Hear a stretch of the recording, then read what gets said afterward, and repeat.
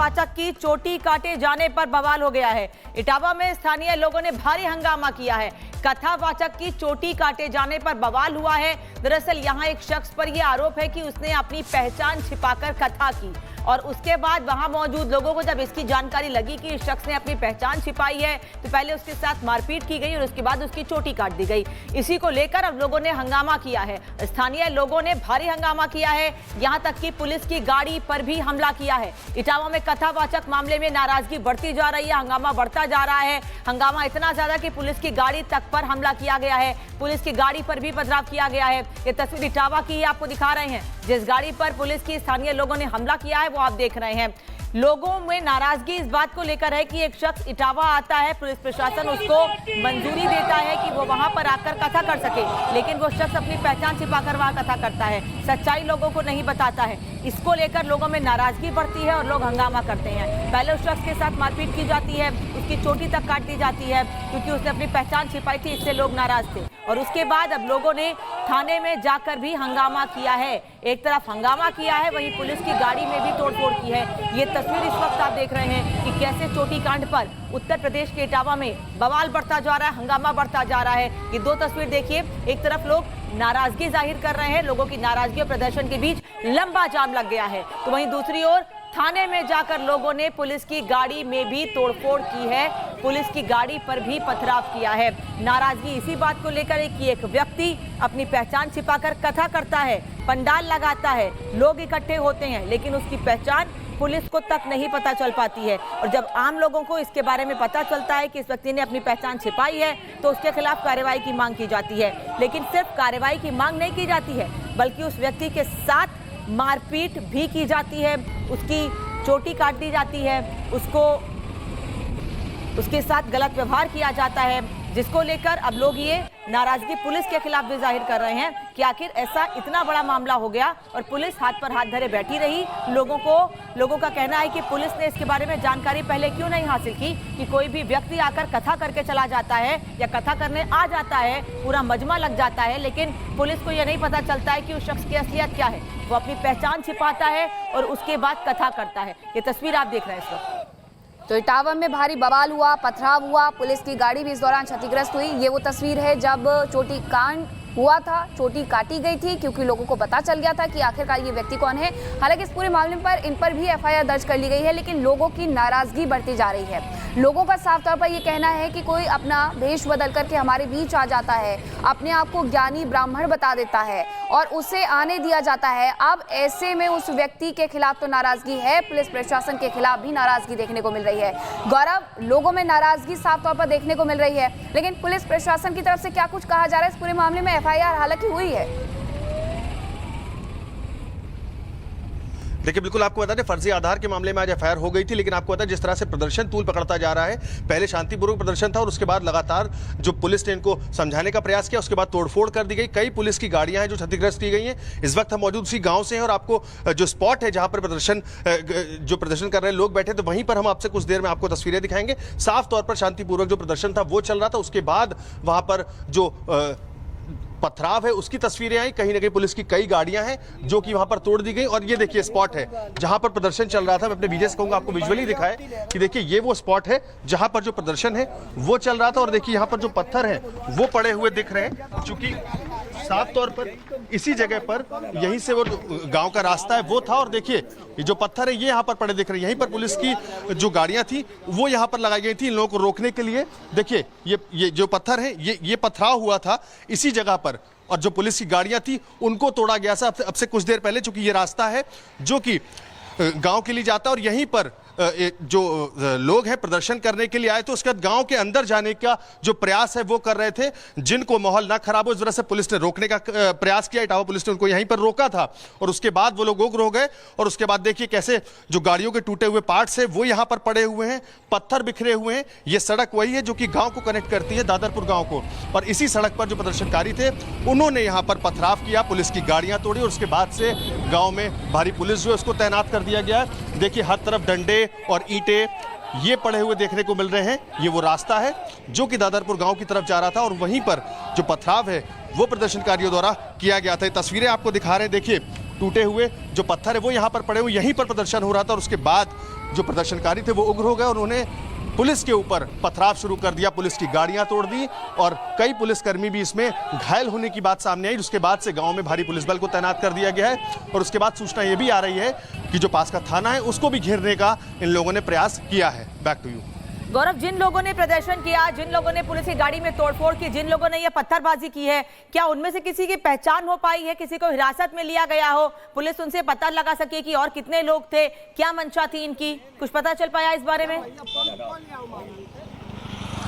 देखिए, बिल्कुल एसओजी की टीम्स को लगातार लगा दिया गया क्योंकि कई वीडियो फुटेज जो इस तरह के आए जिसमें प्रदर्शनकारी साफ तौर पर दिख रहे हैं जो प्रदर्शन कर रहे हैं और तोड़फोड़ कर रहे हैं, जिसके बाद उनकी जो पहचान है वो की जा रही। कई टीमें इनके गिरफ्तारी के लिए लगा दी गई चूंकि एक शांतिपूर्वक प्रदर्शन की बात थी और उसके बाद इस तरह से उग्र होना और गांव में जबरन घुसने का प्रयास करना, उसके बाद ही जो पुलिस ने इनको रोका है, उसके बाद इन्होंने पथराव किया है जिसके चलते जो माहौल है वो बिगड़ा है। लेकिन आपको बता दें, पुलिस ने साफ तौर पर बोला है इस पूरे मामले में जो भी लोग प्रदर्शनकारी थे जिन्होंने उग्र होकर पथराव किया उन पर सख्त से सख्त जो कार्रवाई है वो की जाएगी।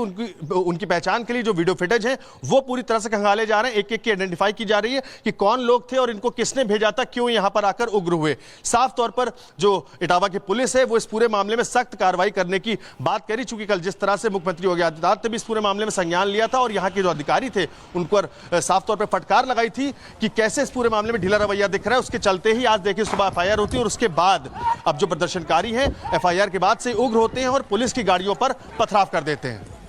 लेकिन एक बात और कि आखिरकार जो ये प्रदर्शनकारी थे जिनको आप बता रहे हैं कि शांतिपूर्ण प्रदर्शन चल रहा था, लेकिन ये प्रदर्शन अचानक से हंगामे में तब्दील हो जाता है, पुलिस वालों पर भी पत्थरबाजी की जाती है, उन्हें चोटें आती हैं। प्रदर्शनकारी चाहते क्या थे और क्या प्रदर्शन करने के लिए पहले से कोई इजाजत ली गई थी?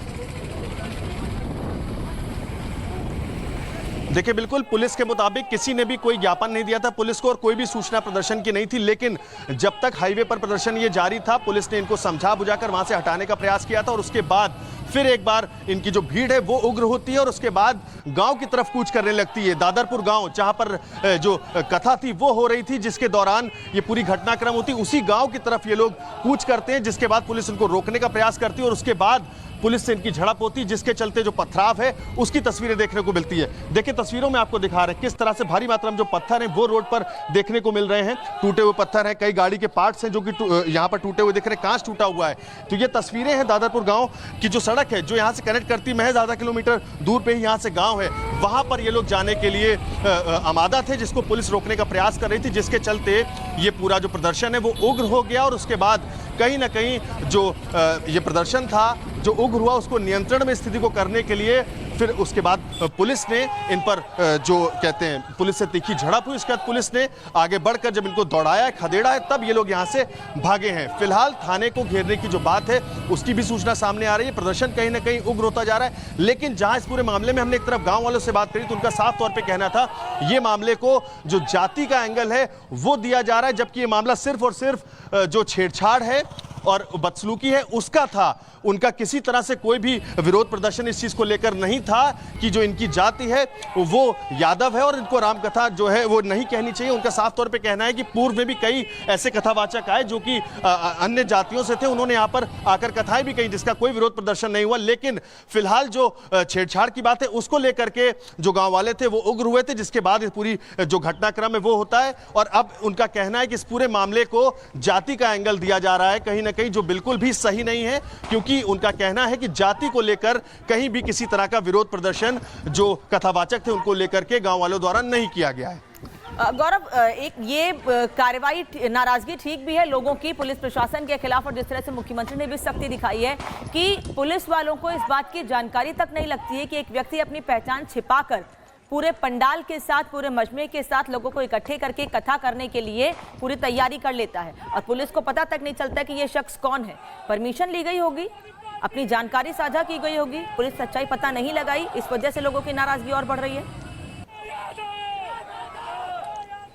देखिए बिल्कुल कहीं ना कहीं एक बड़ा सवालिया निशान पुलिस पर खड़ा होता है कि किस तरह से जो 2 आधार कार्ड लेकर के जो कथावाचक था वो लगातार इससे पहले भी पूर्व में कई जगहों पर जा चुका होगा। जिस तरह से उसने अपनी जाति को छुपाकर अग्निहोत्री बताया और उसके बाद यहाँ पर जो कथा कहने के लिए यहाँ पर आता है और उसके बाद जब उसके दुर्व्यवहार के चलते यहाँ पर उनसे जो कहते हैं लोगों से झड़प होती है, उसके बाद उसके झोले से कहीं ना कहीं 2 आधार कार्ड जब निकलते हैं तब इस बात का खुलासा होता है कि वो अपने आप को अग्निहोत्री बता रहा है, लेकिन असल में उसका एक आधार कार्ड और है जो कि उसमें यादव लिखा हुआ है। कहीं ना कहीं बड़ा सवाल खड़ा होता है किस तरह से वो घूम घूम के आसपास के जो जिले हैं उनमें भी कथा कर रहा होगा और अपनी आइडेंटिटी को छुपा रहा था। पुलिस को जब इस चीज़ की सूचना थी कि यहाँ पर कथा हो रही है, इसकी परमिशन बाकायदे ली गई थी, तो कहीं ना कहीं पुलिस की ये एक तरह से नाकामी है कि उन्होंने कैसे पता नहीं किया कि कौन कथा यहाँ पर वाचने के लिए आ रहा है और उसका क्या नाम है, वो कहाँ से है। इस तरह की कोई भी इंफॉर्मेशन जो कलेक्ट नहीं करी गई, जिसके बाद जब ये मामला तूल पकड़ता दिखा तो आज साफ तौर पर जो पुलिस है, कल मुख्यमंत्री योगी आदित्यनाथ ने जिस तरह से इटावा पुलिस है उसको काफी फटकार लगाई है कि कैसे इस पूरे मामले में जो जाति का एंगल है वो निकलकर अब सामने आता दिख रहा है। कहीं ना कहीं इस पूरे मामले में गांव वालों का भी ये कहना है कि ये मामला सिर्फ और सिर्फ दुर्व्यवहार का था, जिसके चलते हम लोगों ने उसका विरोध किया था कि आप इस तरह का दुर्व्यवहार हमारे यहाँ की महिलाओं से नहीं कर सकते हैं, इस तरह का आरोप लगा था। लेकिन अब इस पूरे मामले को जाति का एंगल दे दिया गया और कहीं ना कहीं बिल्कुल लगातार ये बता भी रहे हैं, जिक्र भी कर रहे हैं कि इस पूरी घटना को कहीं ना कहीं जाति का रंग देने की कोशिश की जा रही है। पूरा जो मामला था वो महिलाओं के साथ बदसलूकी की गई थी, जिस पर नाराजगी जाहिर करते हुए वहां के लोगों ने बदसलूकी की और इससे लेकर के उन्हें भी कड़ी सजा मिली, उन पर भी केस हुआ। आप नजर बनाए रखिएगा। बहुत शुक्रिया आपका तमाम जानकारी के लिए।